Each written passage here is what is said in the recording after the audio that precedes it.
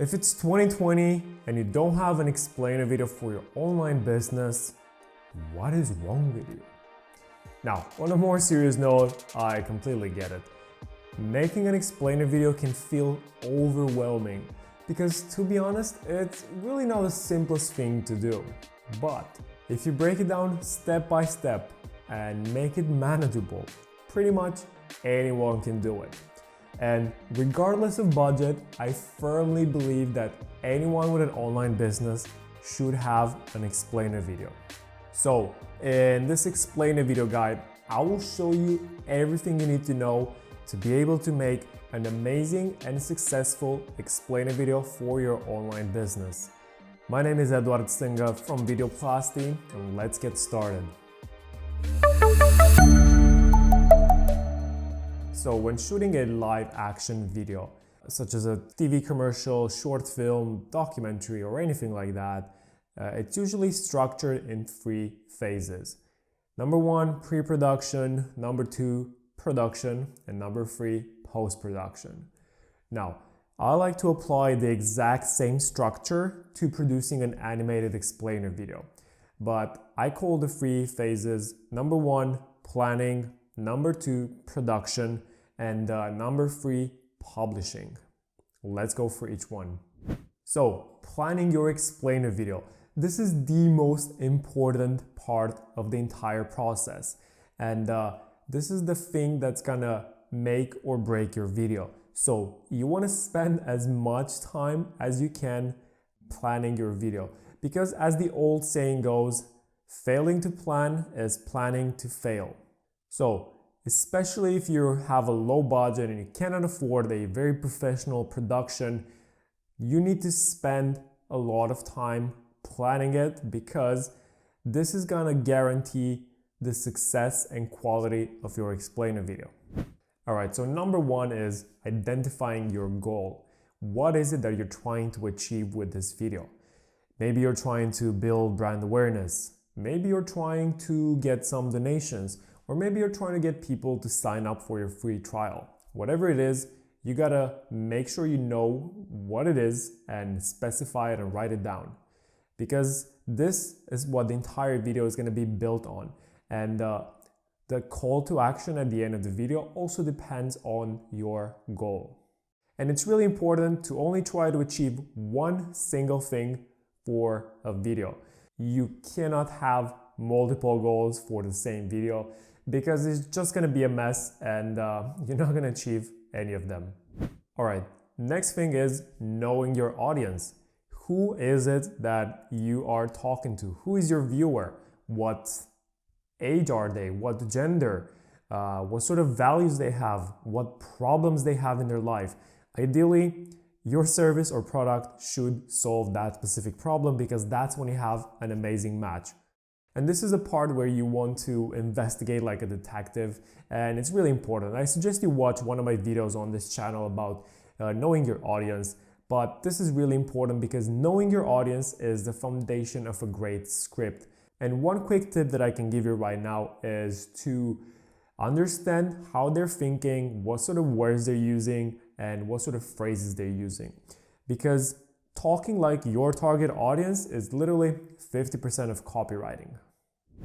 So if knowing your audience is the foundation of a great script is the foundation of an amazing and successful explainer video.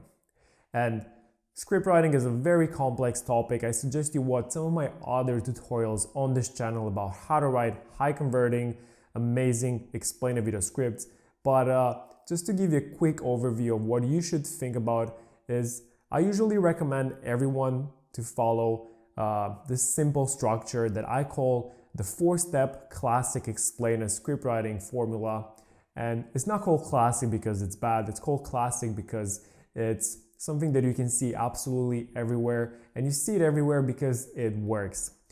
And the structure is pretty simple. It has 4 steps. Step number 1 is you talk about the problem.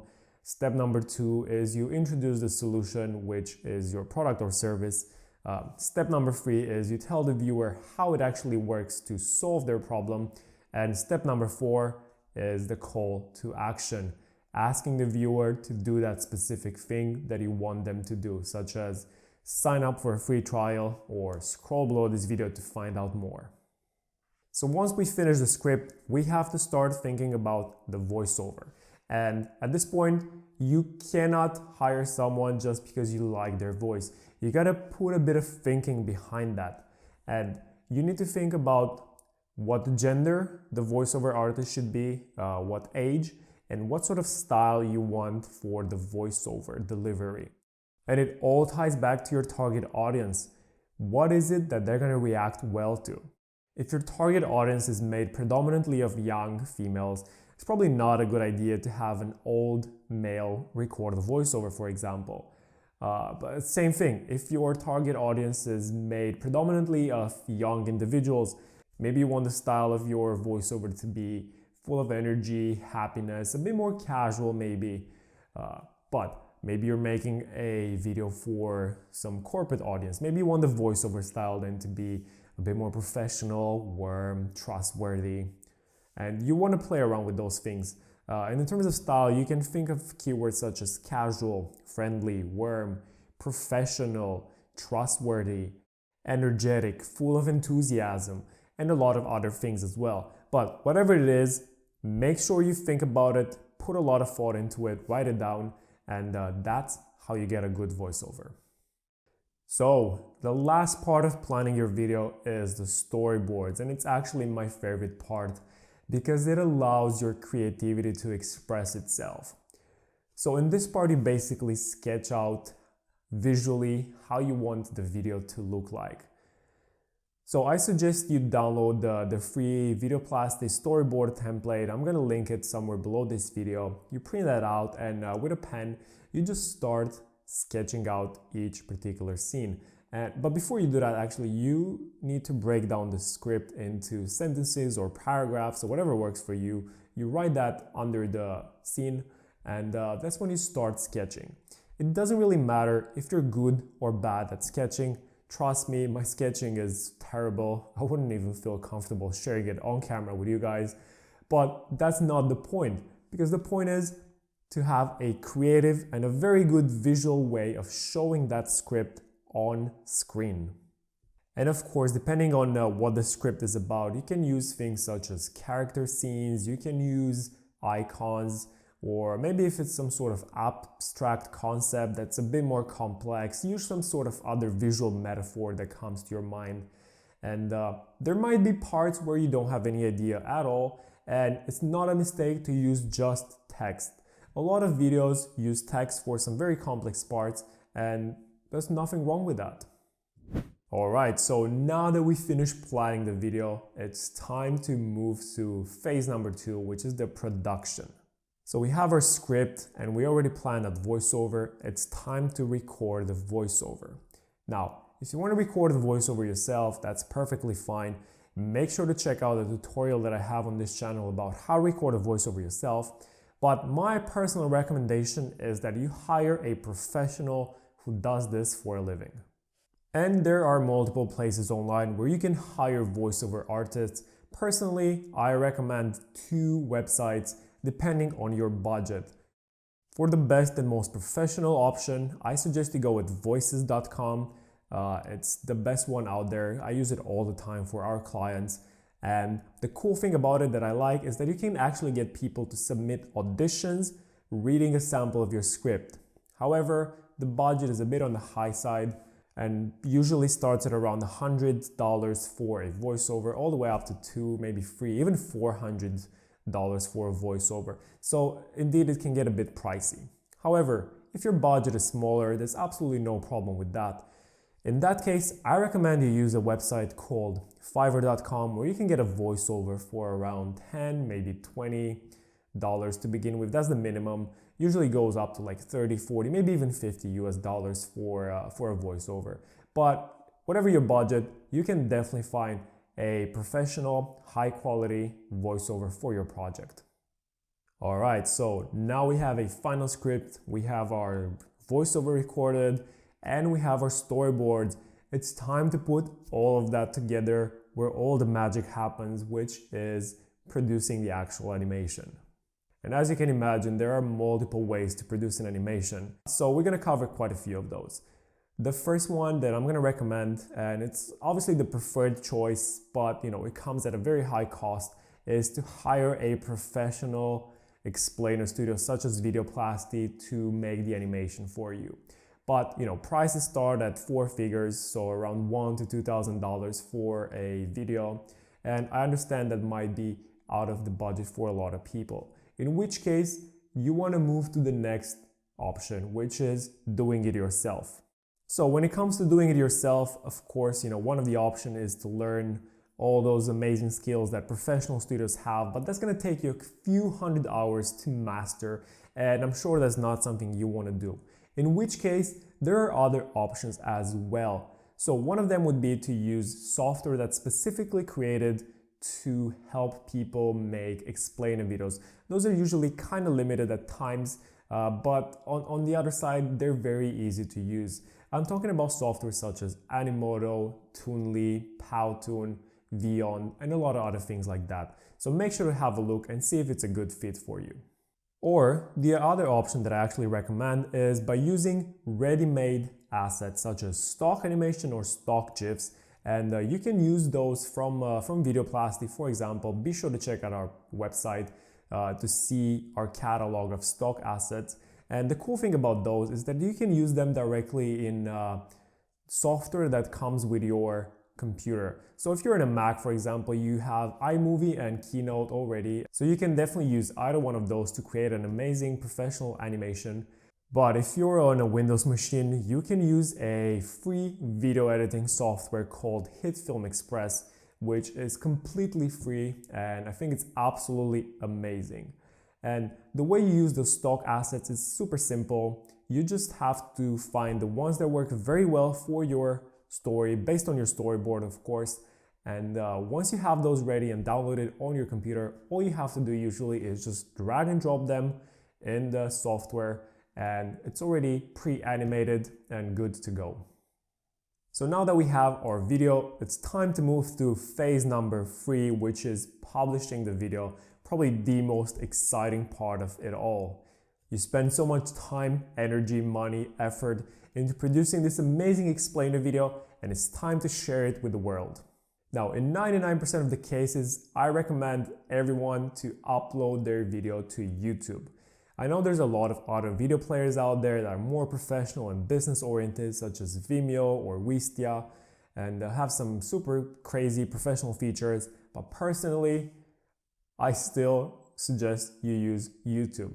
And the reason why I'd say that is because YouTube is the second largest search engine in the world and has so much traffic. And the potential for people to find your video organically is much, much higher on YouTube than it is on any other platform. And besides, if you have your video on YouTube, it's super simple for people to just share a link with their friends if they know their friend might need your service. It's much, much easier to just share it around. And as I said, you can get so much free traffic to your video just by that. A key aspect to the success of your video on YouTube is most definitely the thumbnail. And if you're hiring someone to produce the video for you, such as a professional studio, make sure you ask them to do a thumbnail as well for you. If not, and you have to do it yourself, make sure you check one of the free thumbnail creators online, and you want to use something that sparks interest. Maybe you can add a couple of words there, like 4, maybe 5, maximum 6 words in the thumbnail to spark curiosity and make people want to click your video. At worst case, what you can do is just select one of the frames from your video and use that as a thumbnail. So another thing that I recommend everyone do with their videos is they add subtitles. So this is really good if your target audience is not from English speaking countries. You want to make sure they can fully understand your video 100%. But even if your target audience is only from English speaking countries, you still need to add subtitles. Why? Because people, for example, at work might find themselves in a situation where they play your video, but they cannot play it with sound on for whatever reason.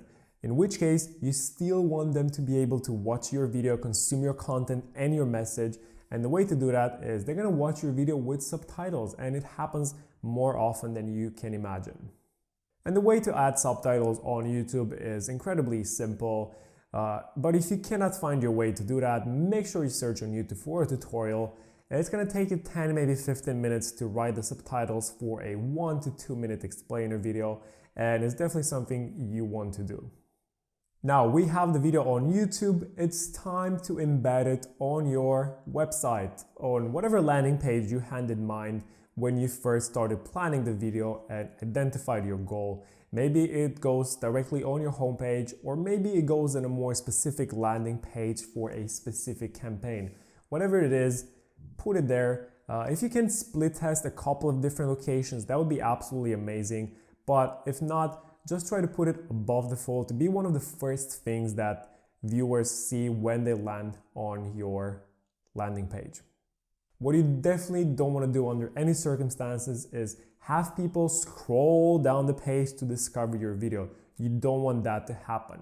And you want it to be pretty big so that people know it's a video. Because most of the time, people are going to prefer to watch a video than read all that text. And as a bonus, a lot of my clients use this extremely successfully, so I'm going to recommend it to you as well. Once you have an explainer video, you can use it as a retargeting ad. And what retargeting is, if you don't know it, I mean, you've definitely seen it around. Sounds a bit creepy, but it's basically when you go on a website, for example, you want to buy shoes, and then anywhere else you go online, they just follow you around with ads everywhere. So you want to do the exact same thing for your video. People land on your website, but for whatever reason, they change their mind or they have to do something else, then they completely forget about you, right?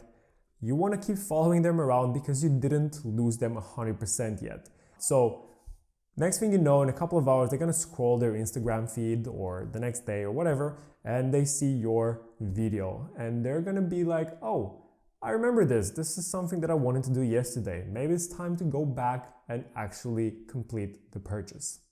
So definitely look into that. You can do retargeting on YouTube and Facebook and Instagram as well. And the return on investment is incredible because this is a very, very targeted audience of people who have already been exposed to your brand because they already visited your website. So that is how you produce an explainer video in 2020. If you break it down step by step, it's definitely something that anyone can do.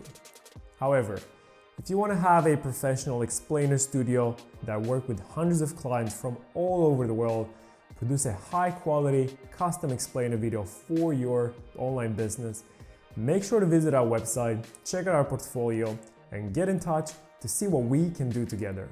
And if you enjoyed this video, make sure to smash that like button to help with the YouTube algorithm.